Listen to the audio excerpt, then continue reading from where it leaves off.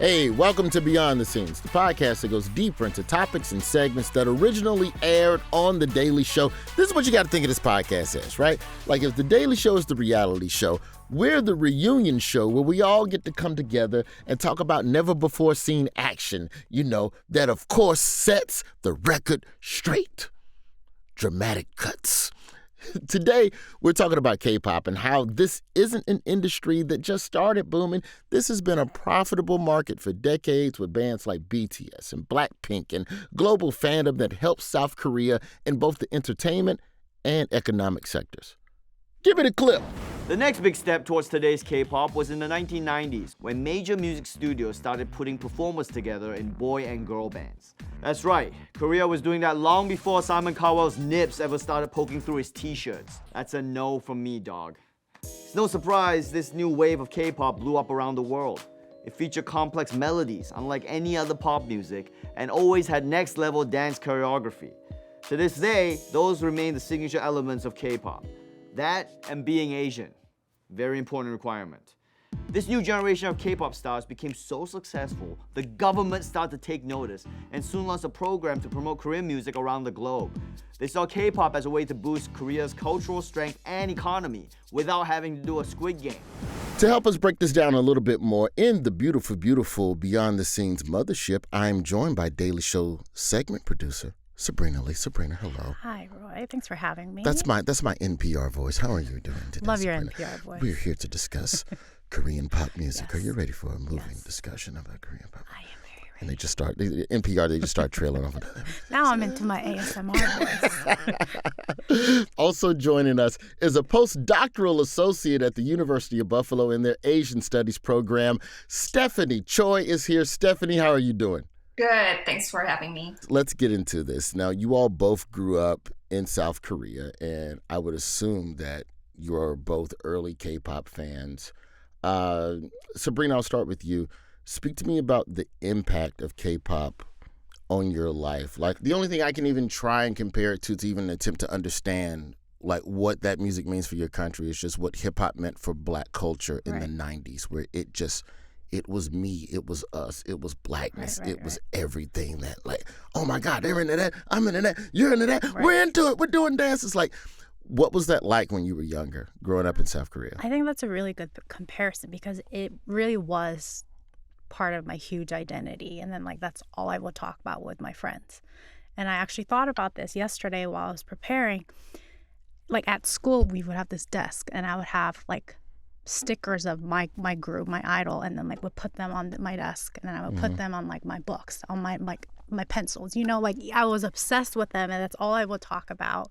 And I was very proud to be part of like that fan club. Mm-hmm. Now my group was TVXQ. Okay. In English. In Korean, they're called 동방신기. They're like the second generation of K-pop idol when K-pop was going to like Japan and then like other countries like in Asia, not Europe or America at this time. But for that, I think that's when it kind of started. So I was like very proud to be part of that because I always felt like, oh, like this is my group and then like I am raising them. Like I think that's what a lot of like K-pop fans feel like not like motherly feeling, but like I am raising this people and then like I want everyone to know about my group because they're great, The thing I always found interesting about K-pop, just as an outsider, and of course I was not aware of K-pop until well into my late 20s and 30s, but as an outsider, it was, wow, these kids are all the same age as all the kids that like New Edition was always just a little bit older. Yeah.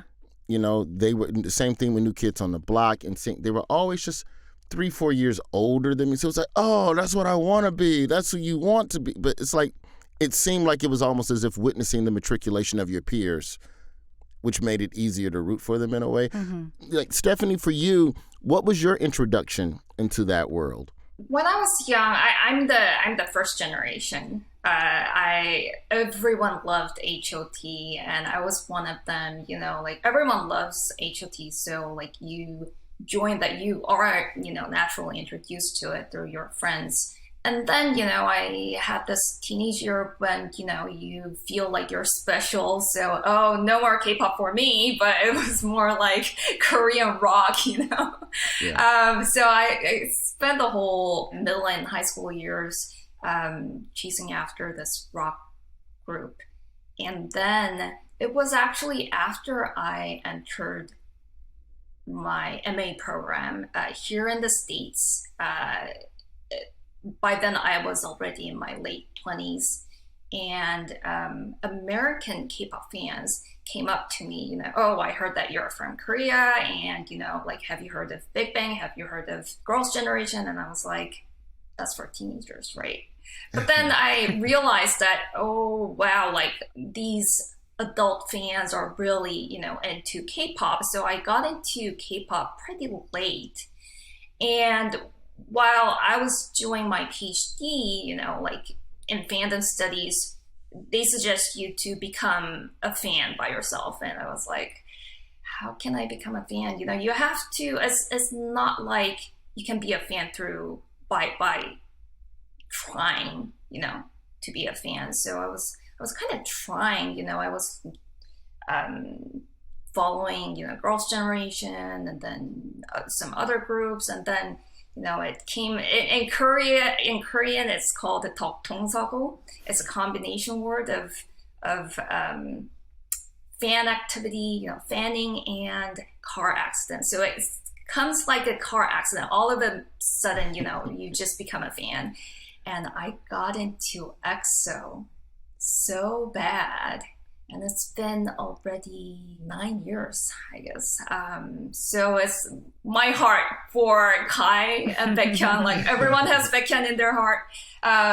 It's getting bigger and bigger. I'm a huge fan of EXO and also SHINee. I'm mostly a fan of SM entertainment. How has K-pop, in my opinion, in a way that other music genres has not been able to do, is really plug into their fan base and get their fan base to really be active? Like, it just break down these tiers of fandom, because like the only thing, again, that I can compare it to, I remember back in the day, if I really liked Boys to Men, I could write a letter to Jive Records and they would send back a poster and go, right. Yay, Roy, enjoyed the Boys to Men poster. Yay, you're a fan. Like, all I need to be a fan was a poster from a magazine. I'd get the source or Right On. That's a deep cut that only specific Black people over 40 are going to get. But you would get a poster and that was it. You were a fan. That was it. It wasn't this whole fucking airline frequent flyer, gold, silver medallion tiers. Break that down for us real quick, Stephanie, and let me know as well, Sabrina, like, how did that make you want to be more of a fan? Like, is it bragging rights or whatever? But just break that down for us first, Stephanie. It's really connected to the participatory culture of Korean popular music scene. But if we look at the current scene, I would say the relationship between K-pop idols and fans are really centered around the transaction of intimacy. So you basically maintain, both parties are trying really hard to maintain this exclusive relationship between the two. So there are many different marketing strategies there. One is to understand each other through persona. So you understand idols as, the group persona. So for BTS, it would be, you understand them as BTS members. The BTS members, on the other hand, would understand fans not as individuals who are total strangers to them, but through the fan persona, the fandom persona. So they, once they meet these individuals, they would understand them as BTS armies, exclusive, intimate relationships. Right. So when you became a fan, like, and you sign up per se, does that create a sense of bragging rights to your friends and your classmates? Yes. Also, then you also feel like you're part of this huge group, other than your family or like your school. You know what I mean? It's like joining like a different friend group that's so big that's like, obviously it's on the internet. But like you just talked about Boys to Men. Did you guys have like a name for the fans who love Boys to Men? But that's the thing. I think that's very unique for K-pop. Like right now we have Beliebers for Justin Bieber, like Swifties for Taylor Swift. But like a lot of these, I mean, not a lot, almost every K-pop and their fan club, fandom, I think that's what they call it these days. back in our days, Stephanie and my days, we call it fan club, but I think now it's so global and international, they call it fandom. But anyway, like all of this fan club has a name. So like it has its own identity. You know, it's not even only the name, they also have like each group has their own color. So my group, the TBXQ, our balloon colors was pearl red. So everyone, all the fans, if you go to concerts or if you go to this like music programs in Korea, like in the broadcast like stations, you would wear pearl red and you would hold like the balloons that's pearl red. You know what I mean? Okay. So it's everyone has a very strong identity. I think that's very unique. Yeah, that's definitely not American. Right. And then you talked about the tiers. When I joined the TBXQ fan club, I would join it. And it's like earning miles for airlines. So I would have to take this quiz. And the quiz questions were like so absurd. It would be like, what would be this member's like childhood pet's name? And if I don't get it right, I will not be able to go to the next tier of this fan club. Like this is a fan page. How devastating is that? So devastating. So I would be like, while I need to study, you know, for my school stuff, I'll be studying my idol group and like their childhood and like Googling and all this stuff. And I will be getting all these quizzes right. And I will make it to the next tier. So you become like almost addicted to it. You know what I mean? Because like you get it right. And the perks to that, then you would be able to see these exclusive photos that you weren't able to see when you were like the tier below. So it's not even paywalled. It's just prove to me your loyalty, and it's a true reward loyalty system. And true love. Like, how obsessed are you? Can you prove it? You know, like, and I was truly obsessed with them. That's beautiful. That's low key some pre-social media level marketing, and in terms of rewarding people, and not even in a bad way. Just the idea of, I'm going to reward you a little bit. I had to get a little more. Yes, exactly. I had to get a little more. Because back then, like for first generation K-pop and second generation K-pop, we didn't have social media. So like these members of K-pop groups weren't able to go on Twitter and talk directly to the fans, or like go on Instagram Live and talk to the fans directly. So I think that was like our way, my way to like, I'm not having a real conversation, but I feel like I am because I'm learning so much about that. I'm proving my like devoted love for them. Yeah. You know, so that's why I think it kept me going. At the same time, you know, when you take all those quizzes and get into that community, it's an extremely closed community. So you have this very exclusive communication with your idol. You know, you don't have to deal with haters or antis or reporters who might be, you know, hiding somewhere and lurking there, you know, looking for some scandals or rumors or some conflicts between fans or between idols and fans. But at the same time, it also gave more privilege to Korean fans because, you know, these quizzes were changing every week or twice a week. So like you have to keep up with it. And international fans really do. Had to translate it. And by the time they translate it, the set of quizzes were already, you know, changed to a new one. Nowadays, I think a lot of them have changed to just, you know, through payment, you earn membership. Wow, and is that right? Yeah. Wow, most of the time, yeah. Now, Stephanie, the depth to which you can speak to this goes really, really far because you wrote a dissertation on K-pop fandom and the intricacies of it. What made you go, this is interesting? Like, was it the marketing aspect of it? Was it the human connection and the familial aspect of it? What made you go, oh, that's interesting, let me keep it? Because, you know, journalists and professors and educators, you find a thread and you just keep pulling at it and pulling at it and pulling at it.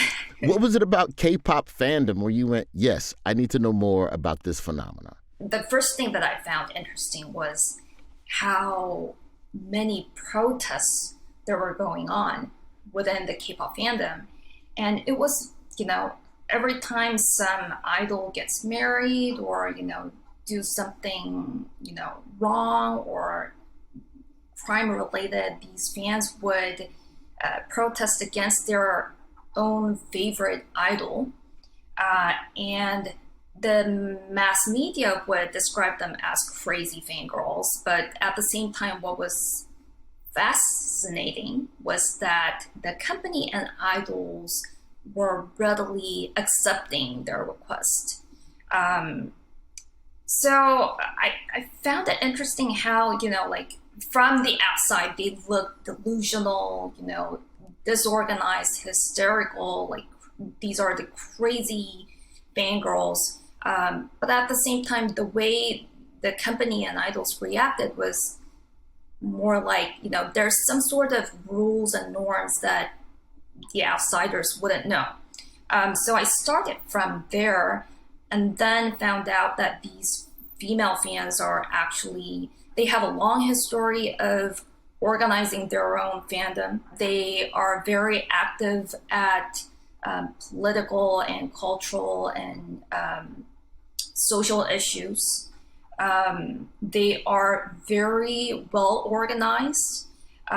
They know how to make their voice and they know how to negotiate. So yeah, that was the starting point. The dissertation is titled Gender, Labor, and the Commodification of Intimacy in K-Pop. How much do the artists and the record labels, essentially the labels who control the artists, and that's global, that's not a criticism of K-pop, the labels control the artists and music and all of music. How much does the influence of the fans, how much of it is constructive criticism versus, nah, man, y'all wildin'. If that's who he wants to date, that's who he can date. You're not going to tell the K-pop group member who he should and shouldn't be dating. Or does that go into, like, if we really want to get into the weeds here, does the label pull this person aside and go, hey, you kind of don't need to date that person because it's going to mess up the ticket sales for the next year. Could you keep that relationship on the low? Or if you're going to be with her, tell her to dress different because it's scaring the fans.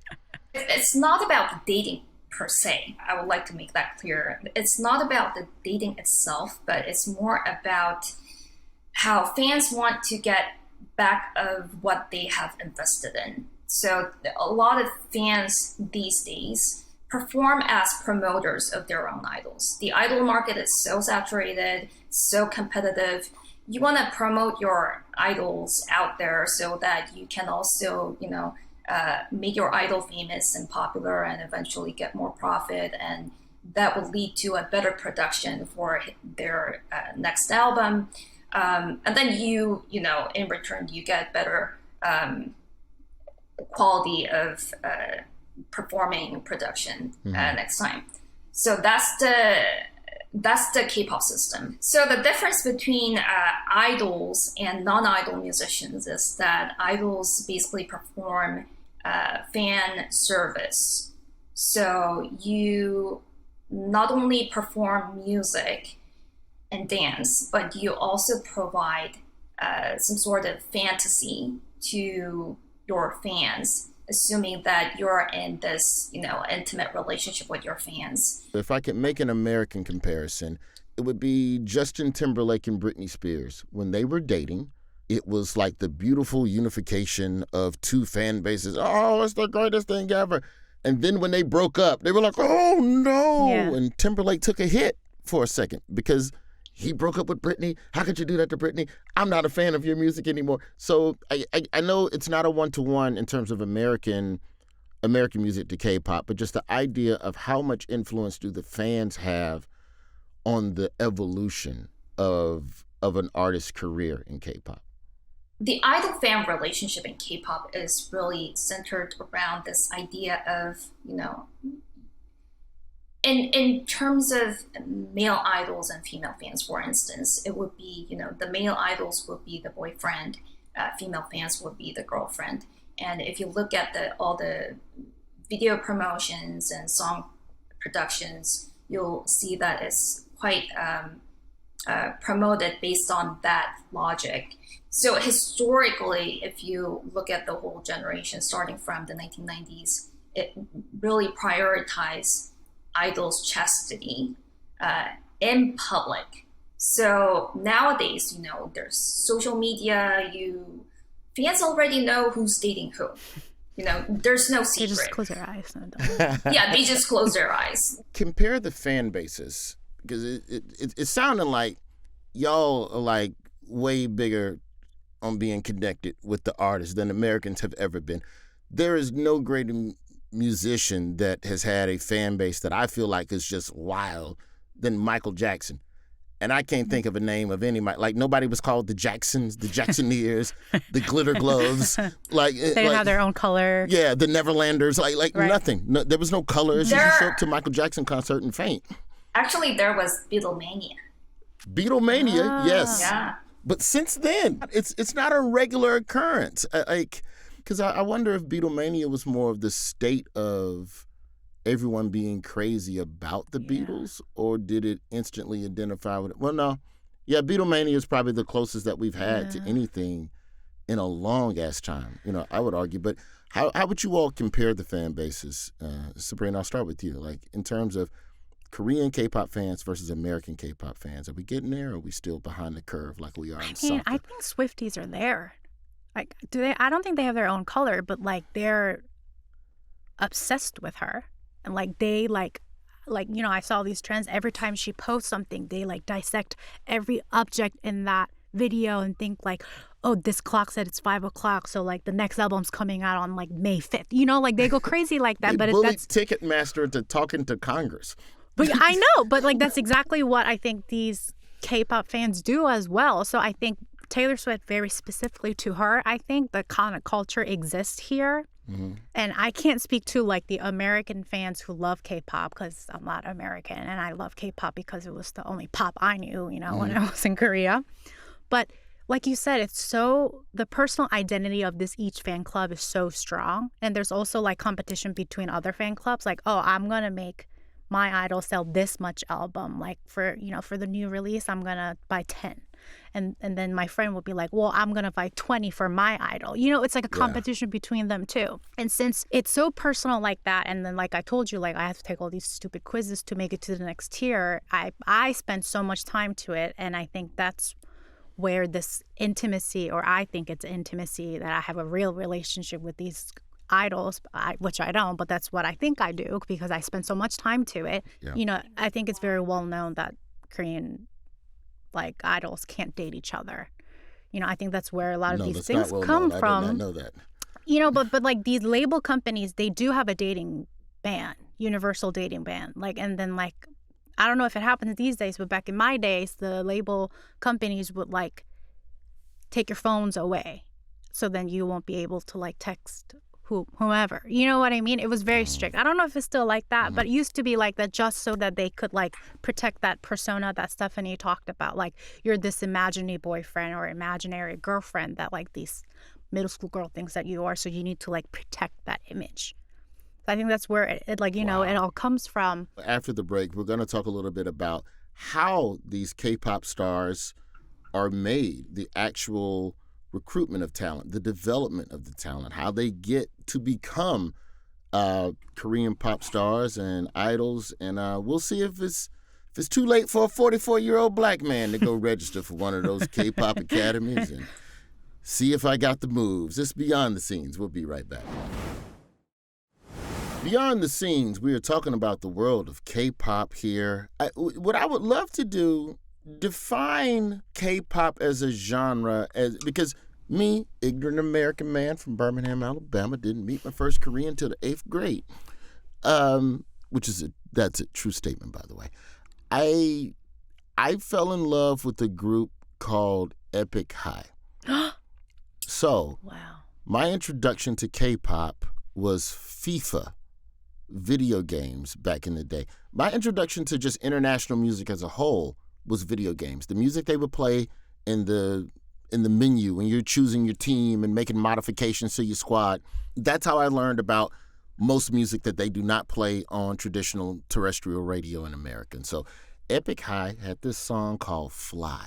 Fly High. And it was so optimistic. Yes, I love and that beautiful song.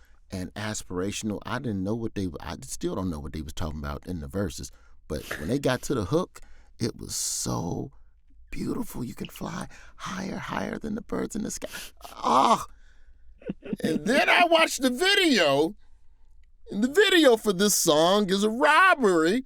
And a man's carjacking, and eventually the man is killed by a police sniper at the end of the video. It is the darkest dichotomy of optimism and hopelessness. Wow. And it was beautiful. That's what made it so beautiful.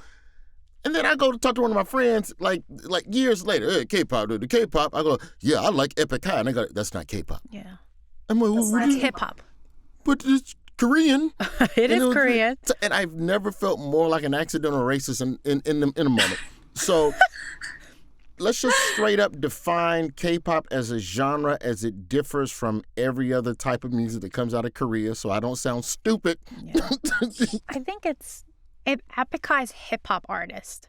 So, like, if you tell some, like, Epic High fans, I do believe they have their own names, too.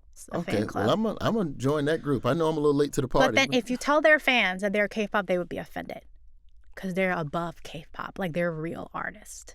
Now, I think that sense where it comes from is because when you become K-pop idols, this label companies, like, signs you a trainee contract, which I don't think it exists in America. Like, for example, like, in America, I think you just upload a video on YouTube, you singing, and then somebody sees you and they sign you, and then you become an artist.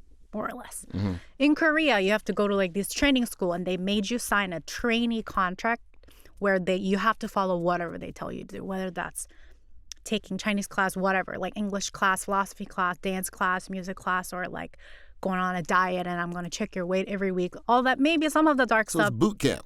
Exactly. So like a lot of idols go through that process, and then these big label companies, they also have like a concept of like, oh, the next idol group that I'm gonna make, it's gonna be 5 cute girls wearing school uniforms talking about their first love, like innocence. So like, even if that's not who you are, if you signed this trainee contract and you became part of this group, like you're gonna be that. Like that's your image going forward. Mm-hmm. Like, are you following me what I'm saying? I understand so, but that. like Epic High was not that. You know, like they were. It's creative autonomy from the jump. Exactly. So okay. I think that's the difference. Talk a little bit, if you can, Stephanie, just about the idea of, because you're going into these academies, you got to be going like, I would imagine somewhere between 10 to 12 years old to come out 13 to 14 polished, so we can get a good 10-year runway out of you, you know, as an artist. How much, you know, in America, we talk about the idea of child stars and not knowing how that corrupts the psyche of a child on the backside of it when they're done with stardom and they're 28 and trying to figure out what the hell they want to do, and they're finally not famous for the first time in their life. How much of a kid's childhood are they sacrificing to these camps? How much of your youth are you trading in exchange for this attempt at being a huge global megastar? When they're too young, when they're preteen, the companies wouldn't sign idol trainee contracts because they're too young. They might change their dreams. You don't know. They only sign trainee contracts right before they make their debut. So right before, you know, when they already invest in all the album production and, you know, they already have the so-called debut team. But until then, usually these trainees spend as short as 6 months and as long as 8 years. You know, if you make your debut in a pretty late age at 20 or 22. You know, in terms of childhood, I actually get lots of questions from mass media, especially from Western mass media, you know, how abusive the K-pop system is. Do they even have childhood? And I you know, tell them back, you know, is this exceptional in K-pop though? You know, in all fields across performing arts and sports, like what kind of system allows you to sleep well, eat well, you know, do all the things that you want to do and still be the best. So I'm not saying that, you know, there's a trade-off regardless of genre. I'm not saying that the environment is not abusive, but I would say that, you know, it's the problem of the system. So do we ever talk about, and also the perspectives that Western mass media brings into K-pop, do we ever talk about diet plans of the horrible diet plans of ballerinas? Do we talk about, you know, marathon or other Olympic athletes' daily routine of, you know, practicing or famous pianists, practicing for like 6-7 hours a day. Like, isn't that abusive? How come we never talk about that?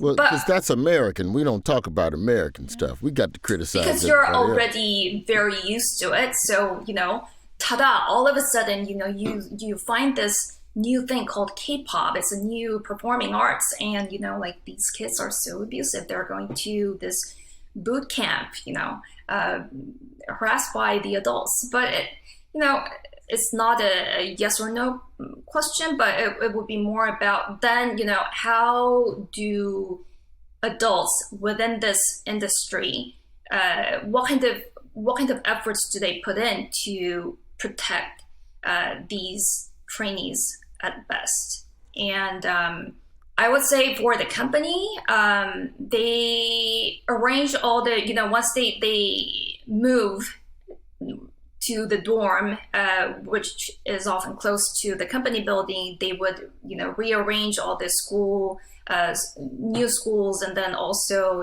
sometimes if it's needed, then the trainees would, the companies would provide lessons for the trainee schoolwork.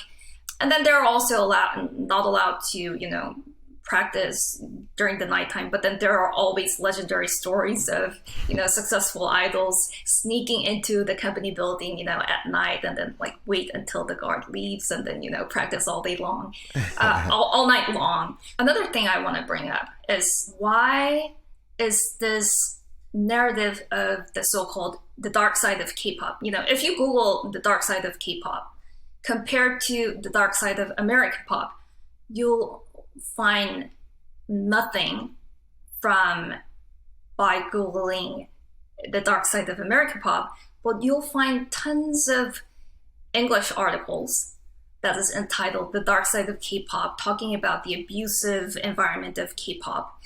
And I would rather want to ask, then how come this abuse narrative is so popular? And how come this abusing system is so transparent in K-pop? Because, this is not new in any child labor industry.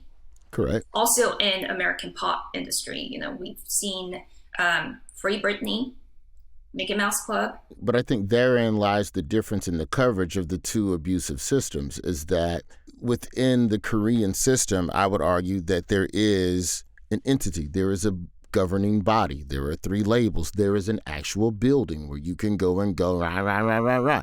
For every failed childhood actor in America, for every musician that burned out from a rigorous tour schedule at 12, 13 years old. I did morning radio, hip-hop radio for almost 14 years.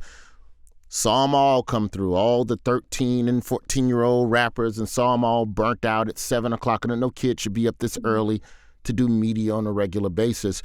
But because in America, there is no academy for rap, there's no place for a parent to go and drop off their child for a couple of months to live in a dorm to learn how to rap.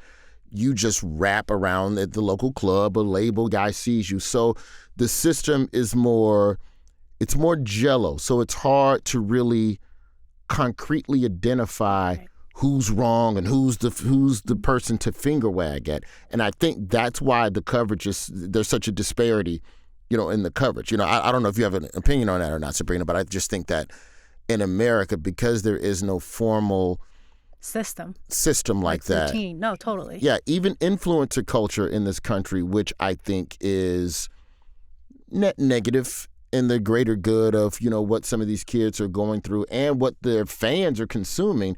That's not even really regulated by our governments at all, whereas in Korea, I know they're like introducing it into after school care, and they're trying to figure out ways to, hey, let's tiptoe into this in ways that aren't necessarily going to the big bad government building. So I just think that that's probably why it's not as much of a coverage, because if you were to write the same article about the American child labor entertainment industry, who would you point the finger at? Who is the person? Like, it's all Kaiser Soze everywhere but nowhere type of stuff. Totally. Yeah. You made a great point. I would say it's more of the problem of the system. Yes. And the good and bad thing about that is that, it's really hard to change the system. At the same time, it can be expanded into an issue of legislation and more of a discussion of the entire industry.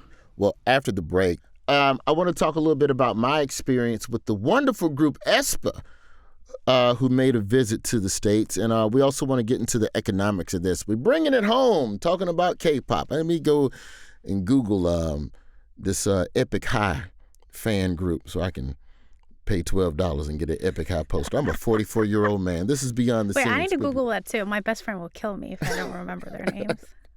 I gotta check if Kai sent me bubble messages. Beyond the scenes, we are bringing it home, talking about K-pop. Stephanie, Sabrina, thank you for educating me and also allowing me to embarrass myself by saying that I thought a Korean hip-hop group. No, but I was impressed you know Epic High. Yes, that is the only song I know. I have not had an opportunity to Google other things. Oh, I Googled it. It was high school. High schoolers. Yes, that's the name of their fan base. All right, well, then I'll be a high schooler. You're a high schooler. I'll take that. Okay. I also only knew of BTS because of Saturday Night Live. And the second song they did on SNL, Boy With Love, I was like, oh, no, that's a jam. Oh, no. I was like, yeah, that's a jam. And then I started playing it on Beat Saber on my VR headset, and now I'm in love with that group. I had an opportunity to do a field piece with the group aespa, who I'll be honest in saying, Stephanie, I did not necessarily know a lot about before when I was told I was doing the piece. You go do your research so you can learn a little bit. And the more I listened to their music, the more I felt right in not having known it. 40-year-old black guy, not their genre. Pretty sure that wasn't their target demo when they got in the studio to I don't lay think a track. So. But we're out on this double-decker bus. We're shooting footage and stuff, right? And I've been out with American celebrities, right? And this is also a compliment to to K-pop fandom, right? American fans, I believe, tend to want a little more than just a photo. They want a moment. They want to, hey, how you do? How the kid? What's your fit? How long you gonna be in New York? Man, that's a double-decker, but do you like double-decker? But all right, can I get a picture? Whereas what I saw with aespa was fans come up, they do their little peace sign, aespa do the peace sign back, and wherever they were on top of a bus taking selfies with strangers on the sidewalk, and the strangers angling the camera up to get the selfie, and it was almost understood, like to your point about I don't want to bother you at dinner, so I'm just going to sneak a photo, where it was understood this is not an opportunity for us to have a conversation, but I'm still going to give you this moment. And the fans understood that it needs to be brief. And it was just like every block, 4 or 5 photos between setups. And the fans were just so appreciative and waving and just shooting B-roll footage. Like, I'm just amazed at that level of just connectedness in how brief it was, how brief and how profound it was. Do you learn that at the Korean K-pop School Academy of Music and Fandom, Stephanie, or is that just a skill set that's developed over time?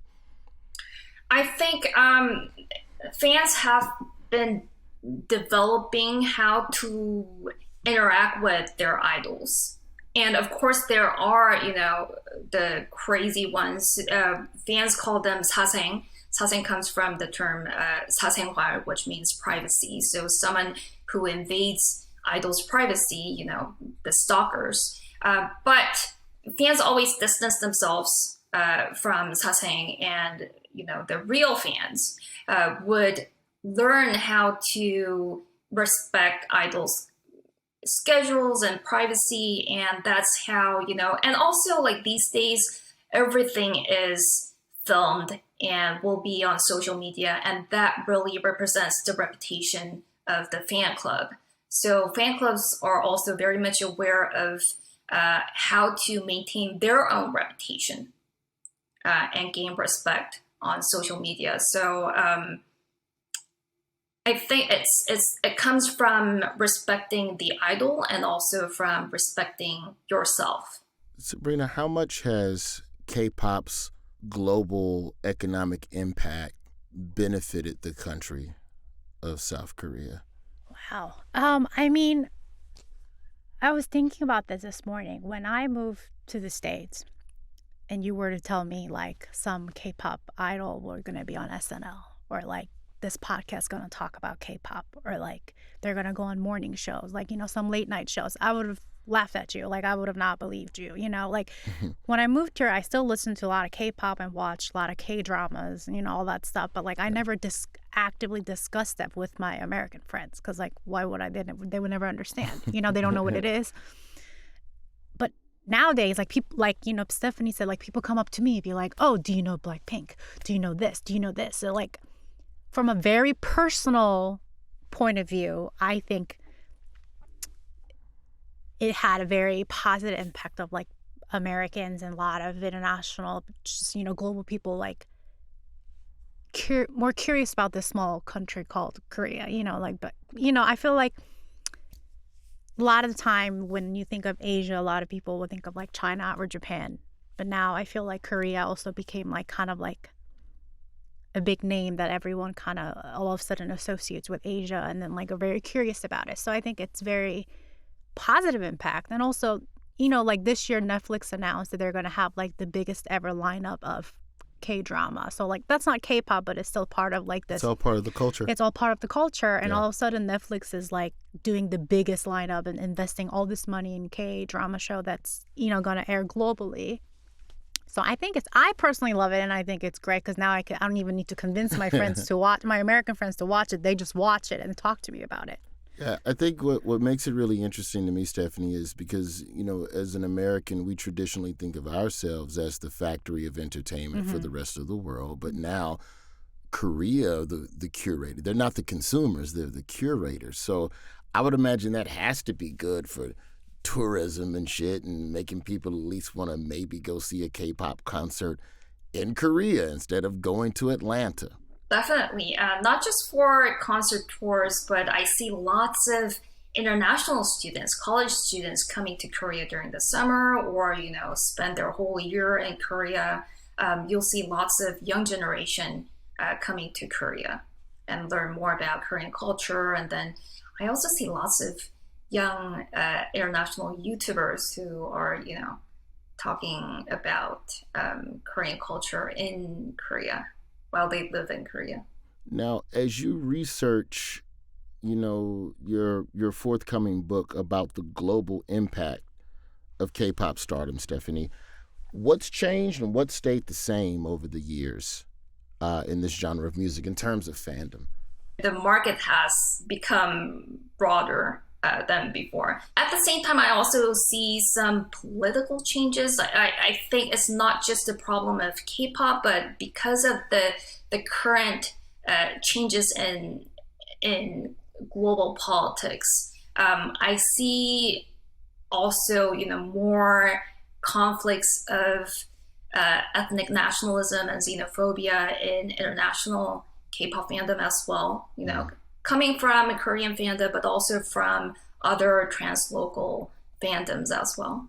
How much does social media play a role in that political influence, you think, in the sense of most musicians don't want to get into politics or political issues across all genres. Right. They just want to make music. But then as your fans become more, you know, suppressed or dealing with injustices, and I think that globally political movements are more connected because of social media. So if there's something, like if you look at, say, Stop Asian Hate in the States, which I imagine doesn't have the same level of gravity in Korea because it's just a different environment. Right. But if an Asian artist is coming over here to perform for predominantly Asian audiences, they might go, yo, man, we need you to say something about the bullshit. So are you all finding that more groups now are even within the parameters of what still keeps them without choosing a side? Because I always feel like there's the politicians and then there's the issue, and there's the issue that's hurting the people. Like do you at least see more artists now at least speaking about the issues? I would think so, but I think it depends on certain topics. Like, for example, like BTS was invited to the White House and talked about Asian hate, I think a year ago or 2 years ago. Well, I thought it was a little sus because they're not Asian Americans. Like you said, in Korea, like everyone's Korean, so there's no Asian hate. If there's hate, it's just hate, Korean crime on Koreans, Yeah. But the White House decided to invite BTS to talk about Asian hate, which I don't think they ever experienced because they don't live in this country, Mm-hmm. But they were brave enough to talk about it, and I think just to see Asian K-pop, this group at the White House, I think had like a lot of gravity to a lot of fans out here in America. So I would say like they do speak up that kind of stuff, but like Stephanie, correct me if I'm wrong, but I wouldn't think they would like how Taylor Swift is very anti-Trump, right? Like I don't think any of the BTS members or any of the K-pop idols would be like, oh, I hate the current president right now in Korea. Like I don't think anyone would be that political. I don't think many American artists wouldn't be until their Taylor Swift stadium status anyway. Like, but just in that sense of speaking about an issue that may be a lightning rod for their fan base. Like, it might be such that but if you're an Asian American, does seeing them at the White House trying to stir it up make you then feel like, oh, well, the administration won't listen to me, Joe Blow the voter. Right. But they might listen to BTS, which is sad to say. It is very sad to say. But I think, what do you think, Stephanie? Is there a little bit more of a political lean in terms of just issues, not politics, but not politicians, but do you see more of a conversation around issues from a lot of K-pop artists today versus, if we're talking about what's different from then versus now? I think that Korean entertainment industry in general really gets away from, making political statements. Entertainers should remain as, someone who would entertain people without any political bias. So I think it's not just for K-pop idols, but for, actors. Actors are, I think, a bit more, they make a bigger voice when it comes to politics, but with idols, definitely not. But I see how they are trying to give positive influence through a more universalized issues, such as, peace, love, and justice, speak yourself, love yourself. So you're not, leaning toward a specific political goal, but rather, they're giving the seed of activism to the translocal communities. And let's end on a question about change. If we're talking about where K-pop was and where it is now, I'm not going to say his name, but I know of a white dude personally who moved to Korea to seek out a career in K-pop, probably about 7-8 years ago. How are non-Asian aspiring K-pop artists, I don't want to say treated, but how hard is it to merge into that? Like, do y'all have an Eminem yet? Like, who is the non-native person of that music genre? Does that analogy even make sense? I don't know. Sense. Maybe Lisa from Blackpink. She's Thai. So maybe some Americans might think she's Korean because she looks Asian, but she's not Korean. I guarantee you a lot of Asians. I'm sure. A lot of Americans. Let me educate you. She's not Korean, although she's fluent in Korean and English, and obviously she she's from Thai, so she speaks Thai as well. But is that something that could have even dared to have happened 15 years ago? 15 years ago. 15, 20. Let's go 20. How much is that? The first generation. I mean, clearly it's accepted. The group is a hit. Right. So it's not like people hate her because she's Thai, but no. In terms of the evolution of it becoming more multicultural and becoming more K-pop not necessarily being solely the property of Koreans anymore, or it's not something, there are other people in the sandbox now. Do you see that evolution continuing, Stephanie? Yeah, there was also a first black K-pop idol, Alexandra, I think. Oh yeah, send me her. We gonna celebrate her during Black History Month. There are little changes in K-pop, but as far as K-pop will sustain relying on the cultivation of intimate relationship between idols and fans. It will be more of a problem of how much this non-Korean idol can communicate well with the local fans first, the Korean fans, Nice. whom you will meet almost every week or every month during your promotion activities. And a lot of companies offer Korean language lessons, so I don't think it has been a problem, but it will be more about the cultural proximity that you feel to non-Korean idols. But at the same time, I also see how like more and more companies are really focusing, overseas market. They don't just reside in Korea, but they, same with BTS, they focus more on overseas market, and that's how, they stretch out beyond Korea. So I see a lot of potentials, but there will be definitely more conflicts and negotiations going on. So I get what you're saying, Stephanie. The idea of other cultures and other races entering into K-pop and their success within it just still boils down to their ability to connect with the fan base. Yeah, but also with the lack of multicultural experience with Korean society, that will be also, it's still changing, but it's really still very new to Korean society. The Korean government launched its multicultural agenda only by 2006. So only by then they started to recognize this, multicultural population in Korea. So it will be late, but I would also expect more voices coming from, international fans and non-Korean residents in Korea. So we'll see. I mean, Korea is always, changing fast. So who knows? Well, we look forward to the book breaking it all down. I think that's all the time we have for today. Stephanie, Sabrina, thank you all for going beyond the scenes with me. Thank you. Thank you.